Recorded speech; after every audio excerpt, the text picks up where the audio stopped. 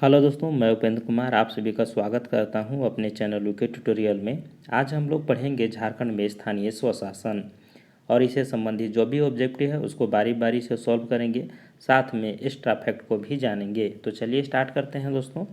पहला प्रश्न है कि ग्राम पंचायत के एक सदस्य का निर्वाचन कितनी जनसंख्या के आधार पर किया जाता है। तो ग्राम पंचायत की अगर देखें दोस्तों, जो सदस्य का निर्वाचन होता है वो 500 की जनसंख्या पर होता है। और इस ग्राम पंचायत के सदस्य को आप लोग वार्ड सदस्य भी बोलते हैं या कहीं कहीं पंच भी बोला जाता है।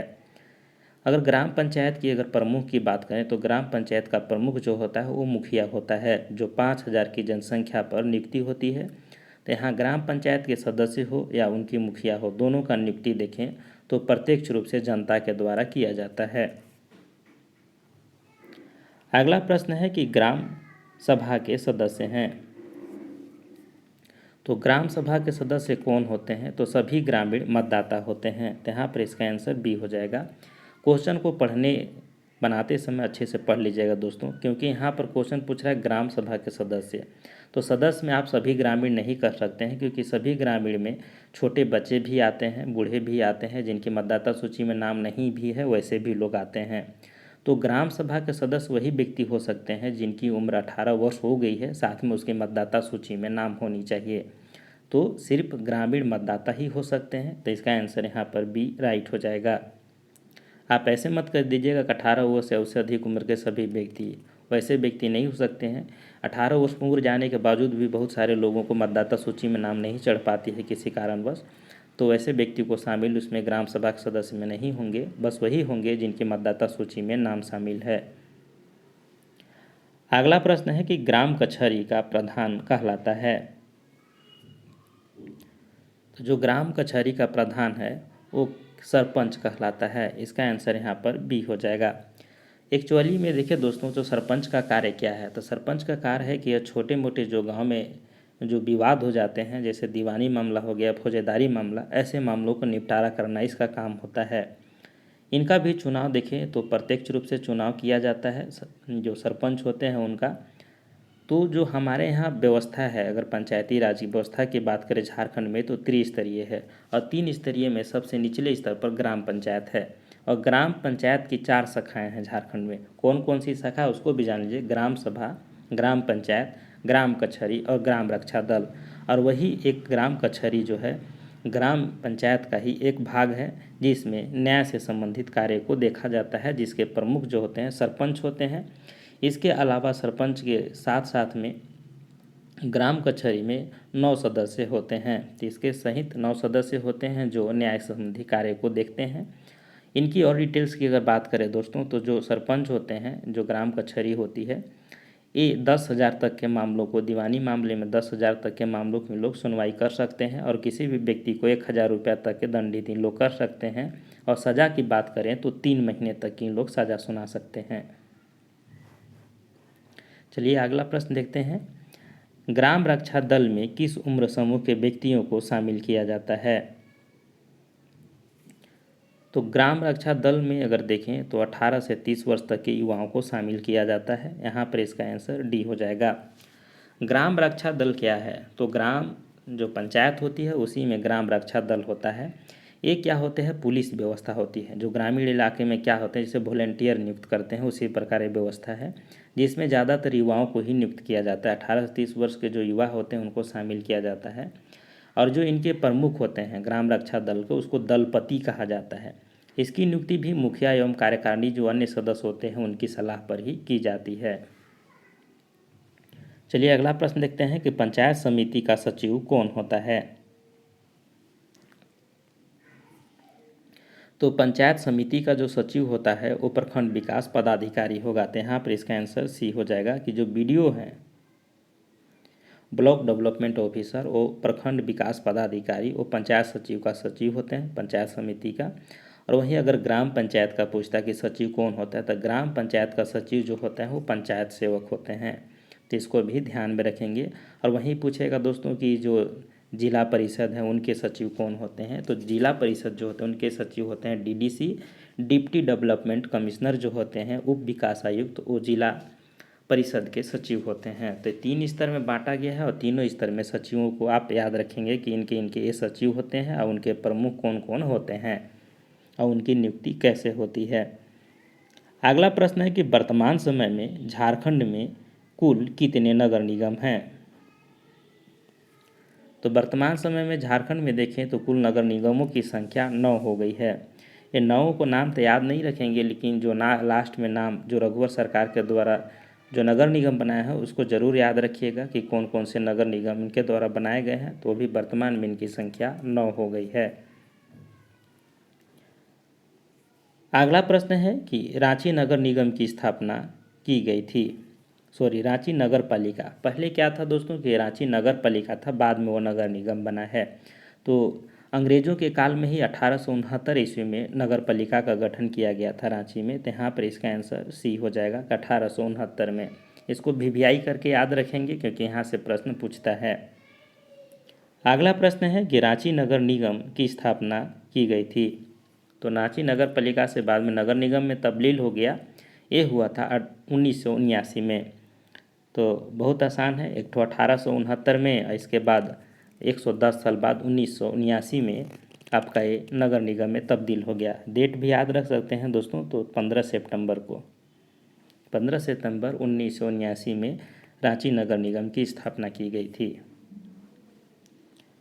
अगला प्रश्न है कि किस वर्ष झारखंड पंचायती राज अधिनियम लागू किया गया। तो झारखंड पंचायती राज अधिनियम कब लागू किया गया है। तो लागू किया गया है 2001 ईस्वी में। तो यहाँ पर इसको आंसर याद रखिएगा, 2001। ये प्रश्न भी पूछता है कि कब लागू किया गया। तो 2001 में लागू किया गया। झारखंड बना 2000 में और इसके बाद 2001 में इस अधिनियम को लागू किया गया। और इस अधिनियम के तहत अनुसूचित जनजाति के लिए अगर व्यवस्था करें तो जो अनुसूचित क्षेत्र है दोस्तों वहाँ पर अनुसूचित जाति के लिए 80% का प्रावधान किया गया और जो गैर अनुसूचित क्षेत्र है वहाँ पर 50% आरक्षण की व्यवस्था की गई है। किसके लिए? तो अनुसूचित जातियों के लिए। चलिए अगला प्रश्न देखते हैं। झारखंड पंचायती राज अधिनियम के तहत राज्य के अनुसूचित क्षेत्रों में अनुसूचित जातियों के लिए कितना आरक्षण का प्रावधान किया गया है। तो यहाँ पर देखिए दोस्तों, अनुसूचित क्षेत्रों में अनुसूचित जातियों के लिए आरक्षण का जो प्रावधान है वो 80% है। तो अनुसूचित क्षेत्र ध्यान में रखिएगा और अनुसूचित जातियों के लिए वहाँ पर 50%। गैर अनुसूचित क्षेत्र अनुसूचित जातियों का आरक्षण वहाँ पर 50%। तो 80% अनुसूचित जाति क्षेत्र होना चाहिए। अनुसूचित जनजातियों के लिए वहाँ पर रिजर्वेशन 80% दिया गया है। जो 11-13 मामला झारखंड में चल रहा है दोस्तों, अनुसूचित और गैर अनुसूचित क्षेत्र, अभी जजमेंट रिजर्व है, इसका जजमेंट आएगा तो बहुत सारे लड़कों का जॉब भी होगा क्योंकि बहुत सारे एग्ज़ाम इसके वजह से लटका हुआ है और एग्ज़ाम नहीं भी हो रहे हैं। तो इसका मूल कारण यही है। एग्ज़ाम अभी अगर देखें तो जब तक इसका जजमेंट नहीं आएगा कोई भी एग्ज़ाम गवर्नमेंट नहीं लेगी और ना ही कोई विज्ञापन निकालेगी। चलिए अगला प्रश्न देखते हैं कि झारखंड पंचायती राज अधिनियम के तहत राज्य के गैर अनुसूचित क्षेत्रों में अनुसूचित जातियों के लिए कितना आरक्षण का प्रावधान किया गया है। तो गैर अनुसूचित क्षेत्रों में अनुसूचित जातियों के लिए आरक्षण की बात करें तो ये 50% है। तो यहाँ पर इसका आंसर सी हो जाएगा। तो अनुसूचित क्षेत्र अनुसूचित जनजातियों के लिए यानी दोनों प्राथमिकता, तो वहाँ पर 80%। गैर अनुसूचित क्षेत्र यानी गैर अनुसूचित जिला हो गया या क्षेत्र हो गया, वहाँ पर अनुसूचित जातियों के लिए रिजर्वेशन 50% वहाँ भी दिया गया है। तो इस चीज़ को ध्यान में रखेंगे। किस चीज़ के लिए? तो पंचायती चुनाव में।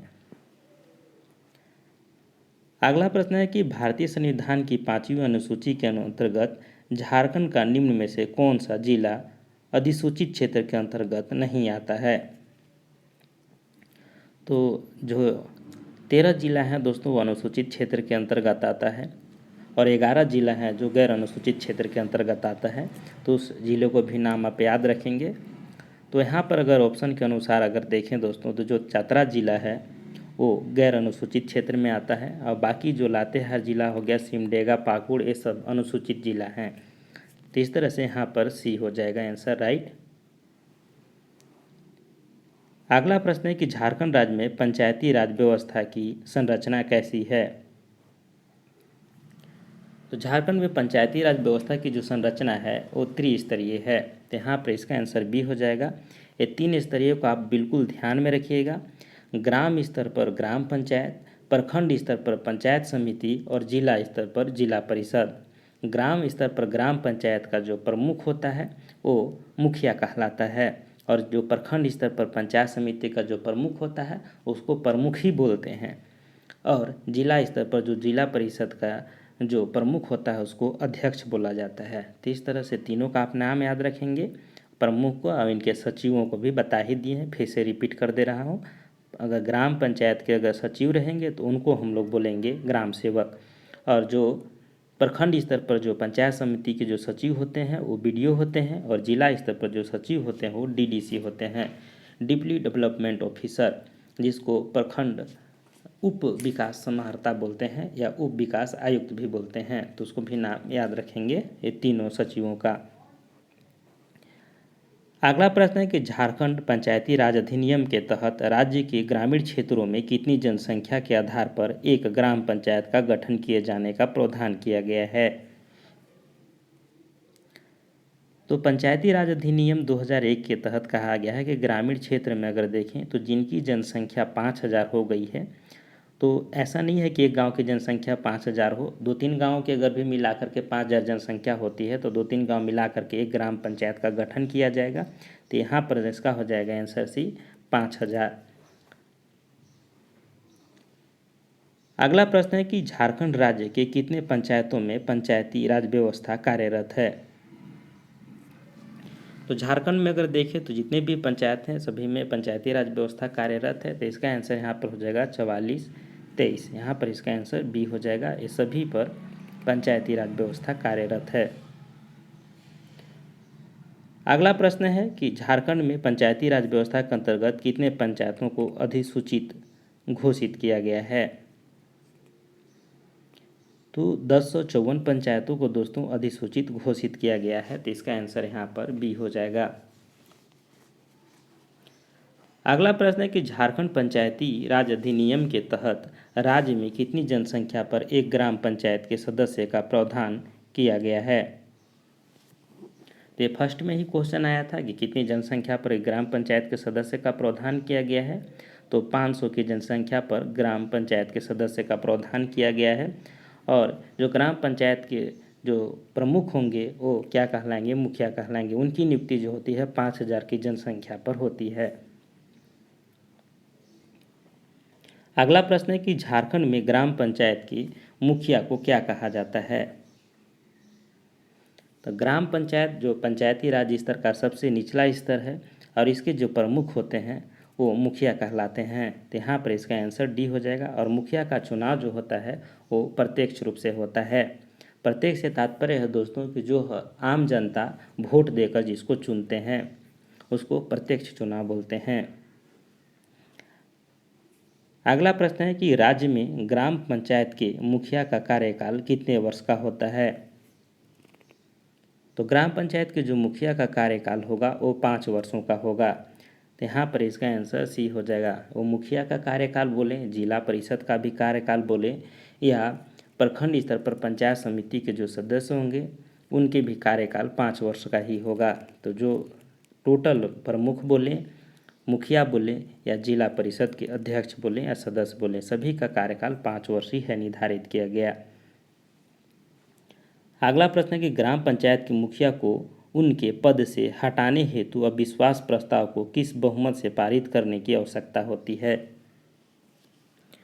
तो उसको मुखिया को हटाने के लिए 2/3 बहुमत से पारित करेंगे, तब उनके प्रस्ताव को भेजा जाता है, और इसके बाद सचिव उसके प्रस्ताव को अध्ययन करते हैं। इसके बाद 30 दिन बाद उनको नोटिस जारी किया जाता है। तो इस तरह से अगर देखें तो इसका आंसर सी हो जाएगा। अगला प्रश्न है कि मुखिया की अनुपस्थिति में ग्राम पंचायत के कार्यों का संचालन उप मुखिया के द्वारा अधिकतम कितनी अवधि के लिए किया जा सकता है। तो जब मुखिया अनुपस्थित हो, मुखिया ग्राम पंचायत के कार्यों का सम्मान नहीं चला पा रहे हो सामान्य रूप से, तो ऐसी परिस्थिति में उप मुखिया कार्य करेंगे, लेकिन वो अधिकतम 6 माह तक ऐसे कार्य कर सकते हैं। जैसे कि मुखिया अकस्मात मृत्यु हो जाती है, किसी कारण बस उनको अवकाश लेना पड़ता है, तो 6 महीना से ज़्यादा तक जो उपाध्यक्ष होंगे वो कार्य नहीं करेंगे। और अगर मान लीजिए कि मृत्यु हो जाती है और 6 महीना के बचा हुआ है, मान लीजिए कि आपका कार्यकाल 4.5 वर्ष हो गया, इसके बाद 6 महीना तक के अवकाश है, यानी कि 5 साल पूरने वाला है, तो ऐसी परिस्थिति में भी चुनाव नहीं होगा, 6 महीना तक ही उपाध्यक्ष कार्य करेंगे ऐसी परिस्थिति में। तो ये सब कुछ क्राइटेरिया निर्धारित है, डिटेल के साथ और पढ़िएगा दोस्तों, बहुत मज़ा आएगा। अगला प्रश्न है कि ग्राम पंचायत का पदेन सचिव कौन होता है। तो ग्राम पंचायत का जो पदेन सचिव होता है वो पंचायत सेवक होता है, तो यहाँ पर इसका आंसर सी राइट हो जाएगा। तो पंचायत सेवक जो है वो पदेन सचिव एक ग्राम पंचायत का और पंचायत समिति का बीडीओ साहब होंगे। अगला प्रश्न है पंचायत सेवक की नियुक्ति किस प्रकार की जाती है। तो पंचायत सेवक की जो नियुक्ति होती है दोस्तों, एग्जाम देकर आना पड़ेगा आपको, और ये राज्य सरकार के द्वारा किया जाता है नियुक्ति, तो यहाँ पर इसका हो जाएगा आंसर सी राइट हो जाएगा। अगला प्रश्न है कि निम्न में से कौन सा एक ग्राम पंचायत के आय का स्रोत नहीं है। तो ग्राम पंचायत के आय का स्रोत क्या क्या है यहाँ पर देखें, तो कारारोपण से प्राप्त आय यानी कर के द्वारा जो प्राप्त आय होंगे, राज्य सरकार के प्राप्त अनुदान के द्वारा और स्वैच्छिक दान से प्राप्त आय, तो तीनों हैं। बाकी जिला प्रशासन से प्राप्त अनुदान, तो यहाँ पर गलत हो जाएगा दोस्तों, जिला प्रशासन से कोई अनुदान प्राप्त नहीं होता है, तो इसका आंसर यहाँ पर डी हो जाएगा कि आय का स्रोत ये नहीं है।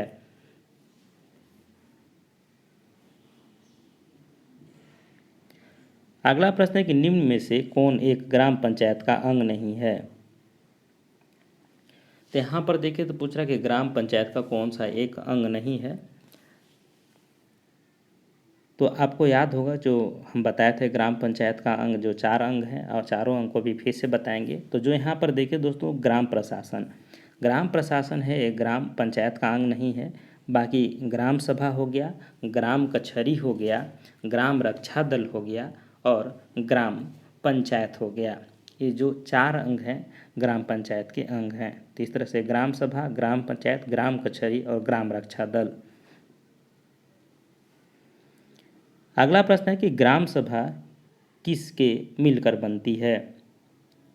तो ग्राम सभा किससे मिलकर बनती है, यहाँ पर अगर देखें तो गांव के सभी वैक्स मतदाता से मिलकर बनती है। तो जो आप ध्यान में रखिएगा यही चीज़ कि जो ग्राम सभा किससे मिलकर बनेगी, तो जो मतदाता हैं उन्हीं से मिलकर के ये बनती है, तो इसलिए यहाँ पर इम्पोर्टेंट है। तो आप ध्यान में कभी भी रखिएगा कि ग्राम सभा मिलने के लिए आपको मतदाता होना अति अनिवार्य है, तभी आप ग्राम सभा में मतलब उसका सदस्य हैं चाहे उसमें भाग ले सकते हैं। भाग तो ऐसे ले जाकर मतलब बैठ सकते हैं दोस्तों, ऐसा नहीं कि ग्राम सभा में नहीं ले सकते हैं, भाग ले सकते हैं, लेकिन ग्राम सभा की जो सदस्य हैं या उसकी जो कार्रवाई में भाग लेने के लिए, तो आप जब वैक्स मतदाता हैं मतलब मत आपके पास वोट देने का अधिकार है, तभी आप ले सकते हैं। तो इस चीज़ को दिमाग में बैठाइए, क्योंकि यहाँ से प्रश्न हमेशा पूछता है और लोग गलती कर देते हैं। तो मतदाता एकदम दिमाग में बैठे रहना कि जो मतदाता है उसी वहाँ पर भाग लेगा। अगला प्रश्न कि ग्राम पंचायत के सदस्यों का निर्वाचन किसके द्वारा किया जाता है। तो ग्राम पंचायत के सदस्यों का जो निर्वाचन होगा, ये यहाँ पर ऑप्शन के अनुसार देखें तो उपरोक्त में से कोई विकल्प सही नहीं लग रहा है, तो यहाँ पर इसका आंसर डी हो जाएगा। जैसे कि ऑप्शन को अगर देखें दोस्तों, तो ग्राम सभा के सभी सदस्यों के द्वारा, तो ग्राम सभा के सभी सदस्यों के द्वारा तो संभव नहीं है ग्राम पंचायत के सदस्यों का निर्वाचन। ग्राम सभा के वरिष्ठ सदस्यों के द्वारा, गांव के सभी नागरिकों के द्वारा, तो ऐसा नहीं है। उपरोक्त में से यहाँ पर देखें तो कोई विकल्प सही नहीं लग रहा है, क्योंकि ग्राम पंचायत के सदस्यों का जो निर्वाचन होता है वो मतदाता के द्वारा होता है। जो गांव में जितने भी मतदाता है, 500 मतदाता पर एक व्यक्ति को नामित किया जाता है। तो जो मतदाता सूची में जिस व्यक्तियों का नाम है वही व्यक्ति वोट देंगे और उनको नियुक्त करेंगे। तो यहाँ पर ग्राम सभा के सभी व्यक्ति होंगे नहीं, वरिष्ठ सदस्य होंगे नहीं और गांव के सभी नागरिक होंगे नहीं। तो जिसमें अगर मतदाता नाम नहीं जुड़ा हुआ है तो यहाँ पर आंसर, यहाँ पर कोई विकल्प सही नहीं है। अगला प्रश्न है कि ग्राम पंचायत किसके प्रति उत्तरदायी होता है। तो ग्राम पंचायत अगर देखें तो ग्राम सभा के प्रति उत्तरदायित्व होता है, तो यहाँ पर इसका आंसर डी हो जाएगा। ग्राम सभा गांव में लगती है दोस्तों, और गांव में जिससे संबंधित सरकारी कार्य की योजनाओं के बारे में बताया जाता है। किसी की कुछ समस्या है, चाहे जो योजनाएं सरकार के द्वारा आई है उससे लोगों को लाभान्वित करना, उस योजना के बारे में बताना और अपनी समस्या को भी पहुंचाना। जैसे कि किसी का आवास का समस्या है, किसी के पानी की समस्या है, अपने गांव में जो समस्या है उस समस्या को अवगत कराना। तो एक ग्राम सभा की बैठक होती है, और जो ग्राम पंचायत जो होती है वो ग्राम सभा के प्रति ही उत्तरदायी होती है। अगला प्रश्न है कि ग्राम सभा को निम्न में से किसकी संज्ञा दी जाती है। तो ग्राम सभा को अगर संज्ञा की बात करें दोस्तों, तो ग्राम सभा को सुरक्षा प्रहरी की संज्ञा दी जाती है। तो यहाँ पर इसका आंसर सी राइट हो जाएगा, क्योंकि जो ग्राम पंचायत होता है वो ग्राम सभा के प्रति उत्तरदायी होता है, और ग्राम सभा के द्वारा जो ग्राम पंचायत के कार्यों की जो निगरानी की जाती है वो इन्हीं के द्वारा, ग्राम सभा के द्वारा ही की जाती है। तो ये निगरानी करने के कारण इसको सुरक्षा प्रहरी कहा जाता है। अगला प्रश्न है कि गांव के छोटे मोटे दीवानी फौजेदारी मामलों को कौन निपटाता है। तो गांव के छोटे मोटे दीवानी फौजेदारी मामलों को जो अगर निपटाने का कार्य है वो ग्राम कचहरी के द्वारा किया जाता है।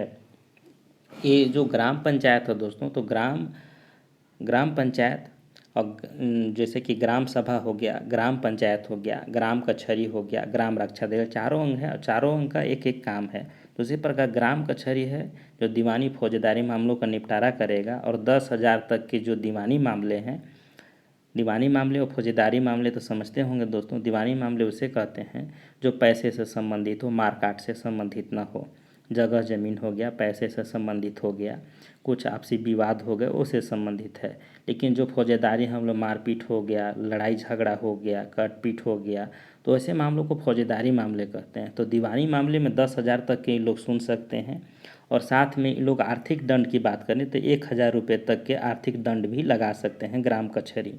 इसके अलावा ये 3 महीना तक की सज़ा सुना सकती है, और मान लीजिए कि आर्थिक दंड वो नहीं दे पाया है 1,000, तो 3 महीना की सज़ा अवधि को बढ़ा करके 15 दिन और कर सकते हैं, यानी कि 3.5 महीना तक अधिकतम अवधि तक ये सज़ा सुना सकते हैं।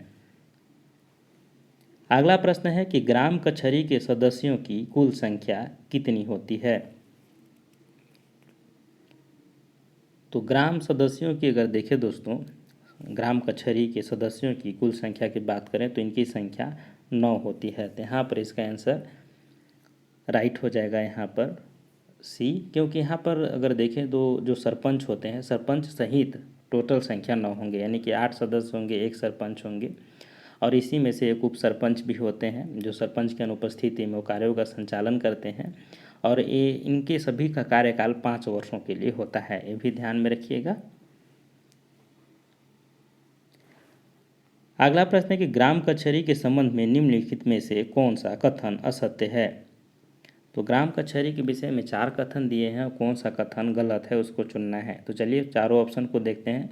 ग्राम कचहरी का प्रमुख सरपंच कहलाता है, तो बिल्कुल सही है दोस्तों कि इसका प्रमुख सरपंच कहलाते हैं। ग्राम पंचायत का मुखिया अनिवार्य रूप से ग्राम कचहरी का सदस्य होता है। तो यहाँ पर जितने भी मुखिया वगैरह होंगे इसके सदस्य नहीं होंगे, तो इसको ध्यान में रखिएगा। मुखिया हो या जो कार्यकारी समिति जो होती हैं ग्राम सभा के, वो सब जो होते हैं वो इसके सदस्य बिल्कुल नहीं होंगे। इसके अलावा ग्राम कचहरी के सदस्यों का कार्यकाल 5 वर्षों का होता है, ये बिल्कुल सही है। ग्राम कचहरी अधिकतम 10,000 रुपये का मामलों का निपटारा कर सकती है, भी बिल्कुल सही है। तो यहाँ पर ऑप्शन बी गलत हो जाएगा। अगला प्रश्न है कि ग्राम कचहरी अधिकतम कितनी माह के कारावास की सज़ा सुना सकती है। तो यहाँ पर आपको हम बताए हैं दोस्तों कि अधिकतम जो है वो 3 माह तक की सज़ा ही सुना सकते हैं ग्राम कचहरी। तो यहाँ पर इसका आंसर बी हो जाएगा राइट। बुक में कहीं कहीं गलत दिया है दोस्तों, तो उसको हम सुधार के बताने का प्रयास करते हैं। तो बुक में जो ऑप्शन गलत रहे उसको हम सुधरवाते हैं, तो आप अगर बुक रखे होंगे तो उसको सुधार लीजिएगा। अगला प्रश्न है कि ग्राम कचहरी के द्वारा अधिकतम कितना आर्थिक दंड की सज़ा दी जा सकती है। तो ग्राम कचहरी के सरपंच जो होते हैं वो अधिकतम अगर देखें तो 1,000 रुपये की सज़ा उन लोग को दे सकते हैं आर्थिक दंड के रूप में। यहाँ पर हो जाएगा आंसर बी। और 1,000 रुपया नहीं देने पर व्यक्ति को 15 दिन की कारावास की सज़ा को बढ़ाया जा सकता है। तो इस तरह से इसको भी ध्यान में रखिएगा। कि 1,000 रुपया नहीं जमा करता है तो उसको 15 दिन की सजा अवधि बढ़ जाएगी और 15 दिन तक कारावास में रहेगा। अगला प्रश्न है कि ग्राम रक्षा दल को किस रूप में व्याख्यायित किया जा सकता है। ग्राम रक्षा दल को किस रूप में व्याख्यायित किया जा सकता है, तो यहाँ पर अगर देखते हैं गांव का पुलिस व्यवस्था है, तो यहाँ पर इसका आंसर बी राइट हो जाएगा। जैसे कि हम बताएं, जो ग्राम रक्षा दल है उसमें युवा लोग शामिल होते हैं। 18 से 30 वर्ष तक के युवा को इसमें शामिल किया जाता है। ये प्रहरी की तरह गांव में क्या होते हैं, जो कुछ मामले होते हैं पुलिस मतलब इन लोग रक्षा संबंधी कार्य करते हैं, जैसे लूटपाट ना हो, गांव में लड़ाई झगड़ा ना हो, इसीलिए वॉलेंटियर के रूप में इनको नियुक्त किया जाता है। और इसके जो प्रमुख होते हैं उसको दलपति कहा जाता है। इसकी नियुक्ति जो होती है वो मुखिया और कार्यकारिणी के अन्य सदस्यों की सलाह पर ही की जाती है, इसकी नियुक्ति के कौन इसमें व्यक्ति शामिल होंगे। तो इस तरह से युवा लोग होते हैं अपने गांव के रक्षा के लिए। अगला प्रश्न है कि ग्राम रक्षा दल का नेता क्या कहलाता है। तो ग्राम रक्षा दल का जो नेता होता है वो दलपति कहलाता है। तो यहाँ पर इसका आंसर सी राइट हो जाएगा। अगला प्रश्न है कि पंचायत समिति का गठन निम्न में से किस स्तर पर किया जाता है। पंचायत समिति का गठन निम्न में से किस स्तर पर किया जाता है, तो ये हो जाए आपका प्रखंड स्तर पर किया जाता है। तो ग्राम पंचायत के अगर देखें, पंचायती राज व्यवस्था के 3 स्तर हैं। प्रथम स्तर जो होता है वो ग्राम पंचायत, सबसे निचला स्तर। मिडिल में या केंद्रीय स्तर में बोलेंगे तो प्रखंड स्तर पर हो जाएगा आपका पंचायत समिति, और उच्च स्तर पर अगर बात करें तो हो जाएगा आपका जिला परिषद। तो इस तरह से याद रखिएगा, जिला में जिला परिषद, प्रखंड में पंचायत समिति और ग्राम में ग्राम पंचायत। अगला प्रश्न है कि निम्नलिखित में से कौन एक पंचायती राज व्यवस्था का केंद्रीय इकाई है। तो पंचायती राज व्यवस्था का केंद्रीय इकाई क्या होगी दोस्तों, तो आपको पता है, अभी बहुत बार हम बता चुके हैं, फिर भी बता दे रहे हैं। ग्राम पंचायत की केंद्रीय इकाई जो होती है वो आपका हो जाएगा पंचायत समिति। तो जो ग्राम पंचायत ये प्रथम इकाई, बीच में आ गया पंचायत समिति, और जो ऊपर में यानी हो जाएगा आपका आ जाएगा जिला परिषद। इस तरह से याद रखिएगा, सबसे नीचे ग्राम पंचायत, बीच में पंचायत समिति और पंचायत समिति के ऊपर जिला परिषद। अगला प्रश्न है कि पंचायती राज की त्रिस्तरीय प्रणाली में निम्नलिखित में से कौन सी संस्था द्वितीय स्तर पर अवस्थित है। तो त्रिस्तरीय प्रणाली में द्वितीय स्तर पर अगर बात करें तो पंचायत समिति अवस्थित है। तो प्रथम स्तर में जिला परिषद, द्वितीय स्तर में पंचायत समिति और तृतीय स्तर में ग्राम पंचायत। अगला प्रश्न है कि झारखंड राज्य के कितने प्रखंडों में पंचायत समिति का नाम संस्था कार्यरत है। तो यहाँ पर अगर देखें तो 260 प्रखंडों में ये कार्यरत है दोस्तों। अभी वर्तमान में अगर बात करें तो 264 प्रखंड है, तो इसको भी थोड़ा सा ध्यान में रखिएगा। 264 प्रखंडों में कार्यरत है, लेकिन ऑप्शन के अनुसार आपको एग्जाम में देना होगा कि ऑप्शन में क्या दे रहा है।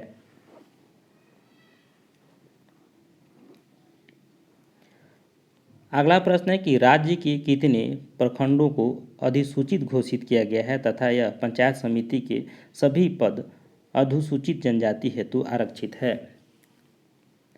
तो यहाँ पर देखिए तो 132 जो है दोस्तों अनुसूचित जनजाति हेतु सभी सीट आरक्षित है। तो यहाँ पर इसका आंसर डी राइट हो जाएगा। तो पता होगा कि अनुसूचित क्षेत्रों में 80% आरक्षण की व्यवस्था है और गैर अनुसूचित क्षेत्रों में 50% आरक्षण की व्यवस्था है। और यहाँ पर सबसे ज़्यादा चर्चित प्रश्न पूछा जाता है कि जो झारखंड में महिलाओं के पंचायती राज व्यवस्था में कितना आरक्षण दिया गया है। एकदम इसको VVI करके याद रखिएगा। 50% आरक्षण जो है वो महिलाओं को पंचायती राज व्यवस्था में झारखंड में दिया जाता है। और ऐसा करने वाला पूरे भारत देश में पहला राज्य बिहार था, जो सबसे पहले 50% आरक्षण दिया है। और उसी प्रकार झारखंड भी 50% आरक्षण महिलाओं को दिया है। ये हर एग्जाम में अगर देखें तो पूछा जाता है झारखंड के, इसको एकदम VVI करके याद रखेंगे दिमाग में। अगला प्रश्न है कि पंचायत समिति में कितनी जनसंख्या के आधार पर एक सदस्य का निर्वाचन होता है। तो पंचायत समिति में अगर देखें तो इनकी जनसंख्या के आधार पर एक सदस्य का निर्वाचन होता है 5000 की जनसंख्या पर। तो इसका आंसर यहाँ पर बी राइट हो जाएगा। 5000 की जनसंख्या पर एक सदस्य निर्वाचित होते हैं। और जो इनके जो पदेन जो सदस्य होते हैं वो प्रखंड क्षेत्र में निर्वाचित सभी क्या होते हैं, मुखिया होते हैं। आप इसको भी ध्यान में रखिएगा कि इसके जो सदस्य हैं वो मुखिया ही कहलाते हैं जो निर्वाचित होते हैं।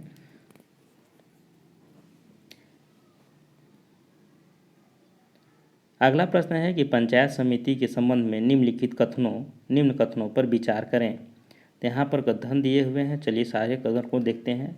लाट निम्नलिखित में से कौन सा कथन सत्य है? तो चारों कथन में से कौन सा कथन सत्य है उसको बताना है।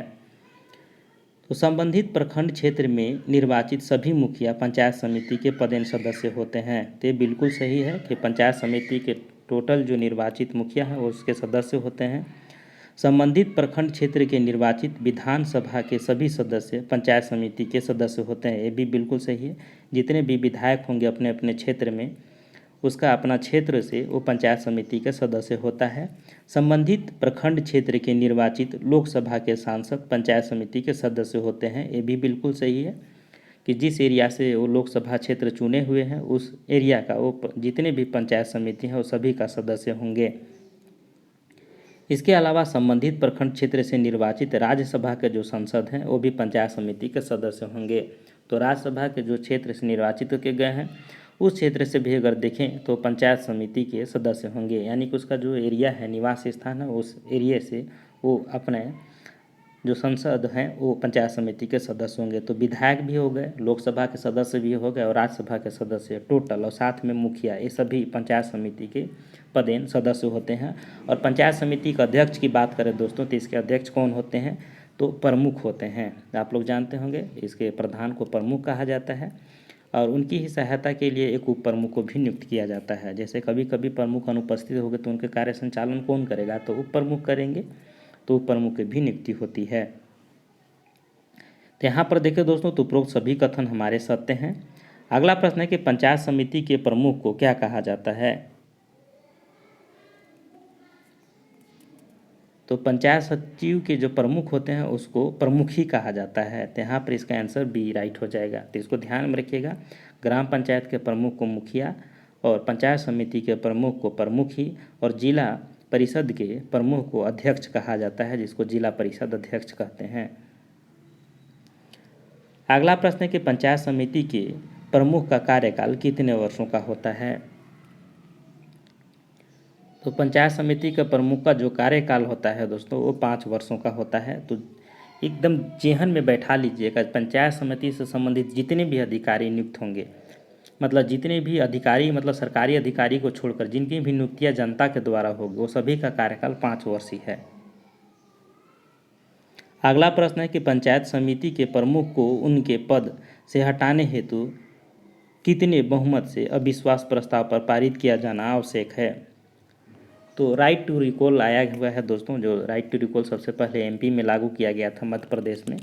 तो उसी बेस पर अगर देखें तो उसको वापस बुलाने के लिए, जैसे कि मान लीजिए यहाँ पर पंचायत समिति के प्रमुख को, तो यहाँ पर 2/3 बहुमत से आपको पारित करना पड़ेगा।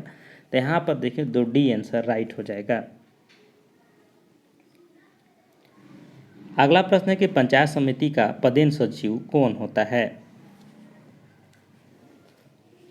तो पंचायत समिति का पदेन जो सचिव होता है वो प्रखंड विकास पदाधिकारी होते हैं, यानी कि बीडीओ साहब जो होते हैं वो पंचायत समिति का सचिव होते हैं, यानी सरकारी अधिकारी होते हैं जो सरकार से संबंधित सारी योजनाओं को जनता तक पहुंचाने का कार्य करते हैं। पंचायत सचिव को सदस्यों तक के पहुंचाने का कार्य करते हैं। एक कार्यकारी अधिकारी होते हैं। अगला प्रश्न है कि पंचायत समिति के संबंध में निम्नलिखित में से कौन सा कथन सत्य है? यानी पंचायत समिति के संबंध में यहाँ पर जो कथन दिए हैं उसमें से पूछ रहा है कि कौन सा कथन सत्य है। तो यहाँ पर ऑप्शन के अनुसार अगर देखिए दोस्तों, तो जो प्रखंड विकास पदाधिकारी पंचायत समिति के बैठक में भाग लेते हैं परंतु वह मतदान नहीं कर सकते हैं। तो पता है कि वो सरकारी हैं, वो सरकार के व्यक्ति होते हैं, इसलिए वह बैठक में तो भाग लेते हैं लेकिन वो मतदान नहीं कर सकते हैं। तो यहाँ पर इसका आंसर यहाँ पर बी राइट हो जाएगा। अगला प्रश्न है कि निम्नलिखित में से कौन पंचायती राज व्यवस्था में सर्वोच्च स्तर की इकाई है? तो पंचायती राज व्यवस्था में सर्वोच्च स्तर की जो इकाई है वो हो जाएगा आपका जिला परिषद। तो यहाँ पर ध्यान में रखिएगा, जो जिला परिषद सर्वोच्च इकाई है और जिला परिषद के जो प्रमुख होते हैं उसको अध्यक्ष कहा जाता है, और इनके जो सचिव होते हैं जिला परिषद में उसको उप विकास आयुक्त यानी डिप्टी डेवलपमेंट कमिश्नर कहते हैं। अगला प्रश्न है कि जिला परिषद की स्थापना किस स्तर पर की जाती है। तो जिला परिषद की जो स्थापना होती है दोस्तों वो जिला स्तर पर होती है। तो यहाँ पर इसका आंसर आपका डी राइट हो जाएगा। तो जिला स्तर, प्रखंड स्तर और ग्राम स्तर, तीन ही स्तर में बांटा गया है और तीनों स्तर आपको अच्छे से याद हो गया होगा। अगला प्रश्न है कि झारखंड राज्य में कुल कितने जिला परिषद कार्यरत हैं। तो झारखंड राज्य में 24 जिला है और 24 जिला में जिला परिषद कार्यरत हैं। तो इस तरह से आपका बहुत आसान तरीके से याद कर सकते हैं 24 जिला और 24 जिला परिषद। अगला प्रश्न है कि राज्य के कितने जिला परिषद अधिसूचित घोषित है जिसमें सभी पद अनुसूचित जनजाति हेतु आरक्षित है। तो आपको याद हो गया होगा 11-13 जिला।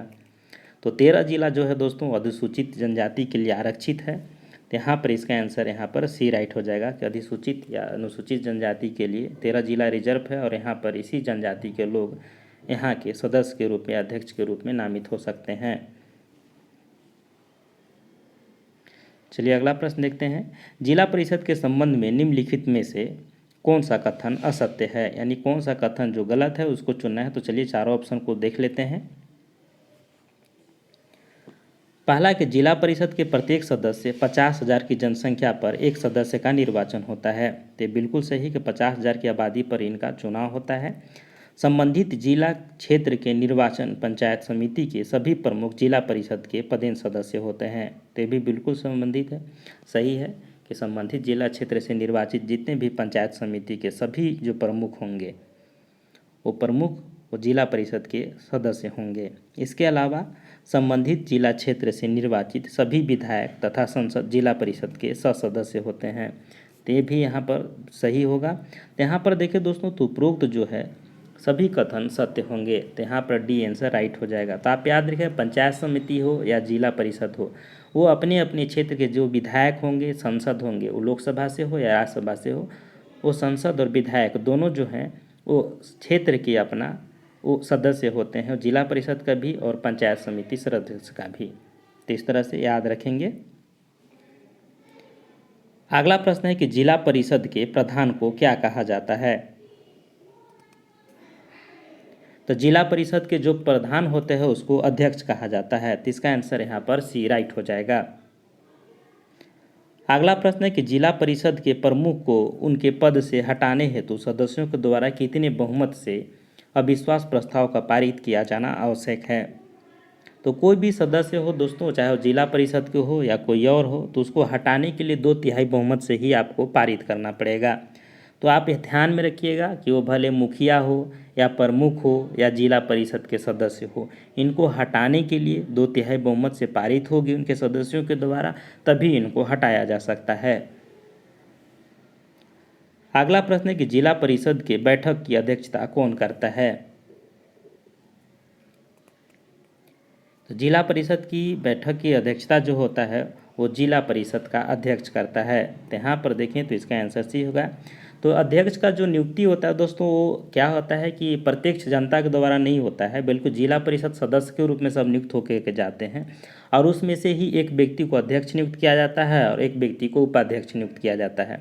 अब यहाँ पर तो पता है कि दलगत जो प्रणाली है कि जो जिसकी दलगत व्यवस्था ज़्यादा होती है, जिसका सपोर्ट ज़्यादा मिलता है वही अध्यक्ष बनता है, वही प्रोसेस उपाध्यक्ष में भी है। तो इनकी चुनाव अध्यक्ष और उपाध्यक्ष का प्रत्यक्ष ना होकर के अगर प्रश्न पूछे कैसे होता है तो अप्रत्यक्ष रूप से होता है, जो सदस्य में से ही अध्यक्ष और उपाध्यक्ष को नियुक्त करते हैं। अगला प्रश्न है कि निम्नलिखित में से कौन जिला परिषद का पदेन सचिव होता है। तो यहाँ पर देखिए जिला परिषद के पदेन सचिव की बात करें तो उप विकास आयुक्त यानी डीडीसी जो डिप्टी डेवलपमेंट कमिश्नर होते हैं वही पदेन सचिव होते हैं। तो इसको भी ध्यान में रखिएगा। अगला प्रश्न है कि झारखंड राज्य में कितने नगर निगमों की स्थापना की गई है। तो झारखंड राज्य में अगर वर्तमान में अगर नगर निगम की बात करें तो 9 नगर निगम हैं। पहले 5 थे दोस्तों शुरू में, तो 5 से फिर 7 हुआ और 7 से फिर 9 हुआ, तो अभी वर्तमान में 9 है, इसको ध्यान में रखेंगे। चलिए अगला प्रश्न देखते हैं। रांची नगर निगम की स्थापना किस वर्ष की गई थी? तो रांची नगर निगम की स्थापना अभी बताए थे, क्वेश्चन रिपीटेड है, आपको याद हो गया होगा कि इसकी स्थापना हुई थी 1979 में। जैसे कि हम बताए हुए थे 1979 में, और 110 साल पहले 1869 ईस्वी में स्थापना हुआ था नगर पालिका की।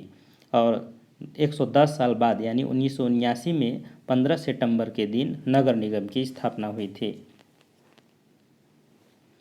अगला प्रश्न है कि नगर निगम का आयुक्त है, नगर निगम का आयुक्त कौन होता है?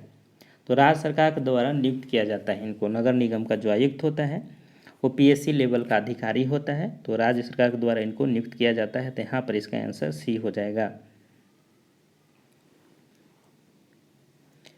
अगला प्रश्न है कि नगर निगम का प्रधान कौन होता है? तो नगर निगम का जो प्रधान होता है दोस्तों वो महापौर होते हैं। तो यहाँ पर इसका आंसर रह जाएगा आपका सी। तो जो प्रधान होते हैं नगर निगम का, जो नगर निगम का चुनाव होता है उनके जो प्रधान को महापौर से संबोधित किया जाता है। तो इसको भी ध्यान रखिएगा।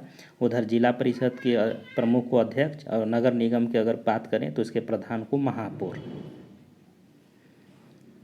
अगला प्रश्न है कि झारखंड राज्य में प्रथम नगर पालिका की स्थापना कहाँ की गई थी?